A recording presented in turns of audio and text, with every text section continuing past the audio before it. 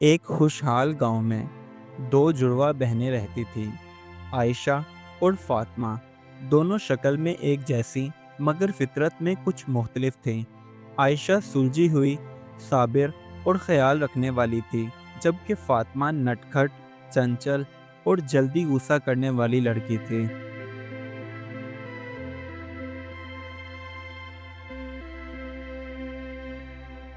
دونوں بہنیں گاؤں کے بازار میں اپنے ہاتھ سے بنی ہوئی چیزیں بیچتی تھیں تاکہ گھر کا خرچہ پورا ہو سکے۔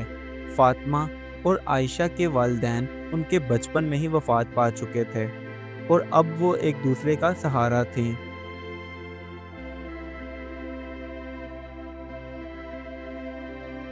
ایک دن ایک بوڑھی عورت ان کی دکان پر آئی اور کچھ سامان خریدنے کے بعد ان سے کہنے لگی، بیٹا، تم دونوں میں خلوص اور محنت نظر آتی ہے، اللہ تمہیں خوش رکھے۔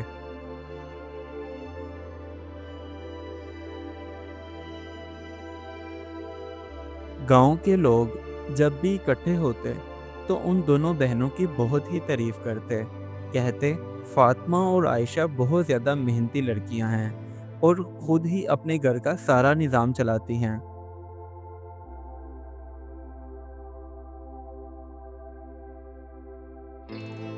گاؤں میں ایک امیر مگر لالچی زمیندار چودھری کرامت رہتا تھا۔ اس کی نظر فاطمہ اور عائشہ کے گھر پر تھی۔ ایک دن وہ ان دونوں بہنوں کے پاس آیا اور ان کا گھر خریدنے کی ضد کرنے لگا، تو فاطمہ نے اسے یہ کہتے ہوئے انکار کر دیا، ہمیں گھر نہیں بیچنا، آپ مہربانی کر کے یہاں سے چلے جائیں۔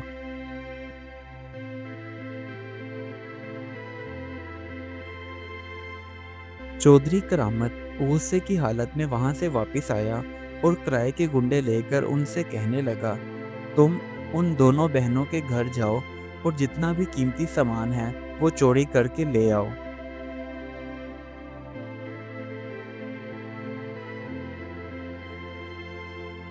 رات کے اندھیرے میں چودھری کرامت کے آدمی ان دونوں بہنوں کے گھر میں گھسے اور ان کی جمع پونجی ساری چرا کر فرار ہو گئے۔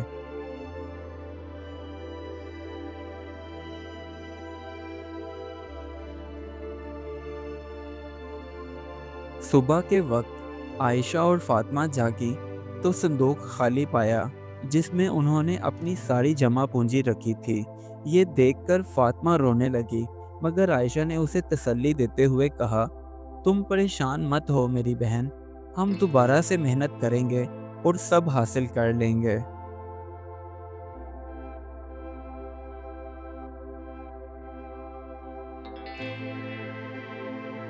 عائشہ ایک محنتی اور صابر لڑکی تھی۔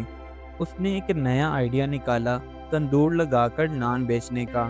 فاطمہ نے بھی بھرپور محنت کی اور تھوڑے ہی دنوں میں ان کے نان مشہور ہو گئے۔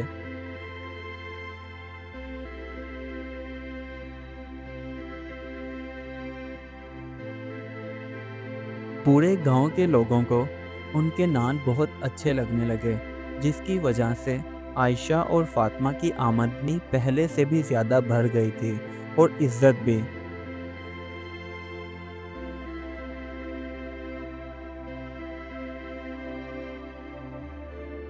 چودھری کرامت ان دونوں بہنوں کو کام کرتا ہوا دیکھ کر پریشان ہو گیا اور سوچنے لگا کہ میں نے تو ان کے گھر سے تمام قیمتی اور ہاتھ سے بنی ہوئی چیزیں چوری کروا دی تھیں جو یہ بازار میں جا کر بیچتی اور اپنا گھر چلاتی تھیں، لیکن انہوں نے تو پھر سے ایک نیا کاروبار شروع کر لیا۔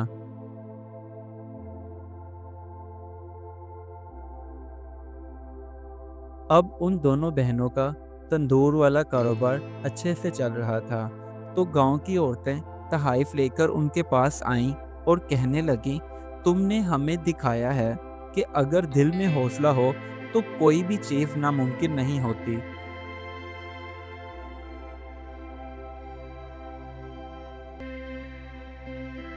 چودھری کرامت بھی آخر کار شرمندہ ہو کر ان دونوں بہنوں کے پاس آیا اور معافی مانگنے لگا، اور جو سامان اس نے چوری کروایا تھا وہ بھی انہیں واپس کر دیا۔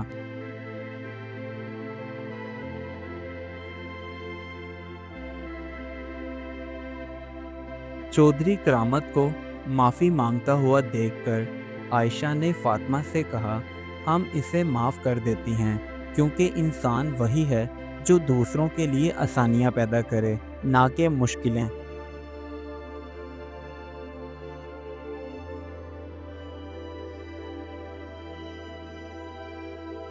आज आयशा और फातिमा ना सिर्फ अपना तंदूर चलाती हैं, बल्कि एक मरकज़ भी जहां ख़वातीन हुनर सीखती हैं। उनकी कहानी गांव के हर दिल में बसती है। इस कहानी से हमें ये सबक मिलता है कि जहां नीयत नेक हो, दिल में मोहब्बत हो और मेहनत करने का जज्बा हो, वहां कामयाबी खुद रास्ता बनाती है।